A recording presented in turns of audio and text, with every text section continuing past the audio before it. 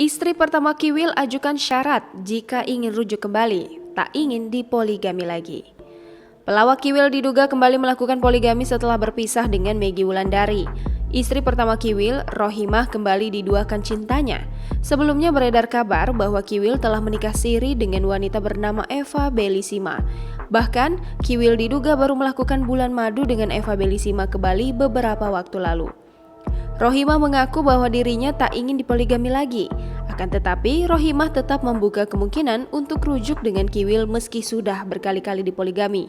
Dia mengatakannya ketika ditemui di Trans TV Jalan Kapten Tendean Mampang Perapatan Jakarta Selatan. Jika ingin rujuk, kata Rohimah, Kiwil harus berpisah dengan Eva Belissima dan dia akan mencabut gugatan cerainya. Meskipun begitu, Rohimah mengaku masih takut untuk rujuk karena khawatir Kiwil akan mengulangi perbuatannya menikahi perempuan lain. Sambil menjalani gugatan cerainya di pengadilan, Rohimah menyerahkan pernikahannya dengan Kiwil yang sudah berjalan selama hampir 30 tahun itu. Seperti diberitakan sebelumnya, Rohimah mengajukan gugatan cerai terhadap suaminya Kiwil di Pengadilan Agama Jakarta Selatan. Rencananya, sidang cerai Kiwil dan Rohimah akan segera dilaksanakan bulan depan atau awal tahun 2021. Jangan lupa subscribe, share, komen, dan like ya!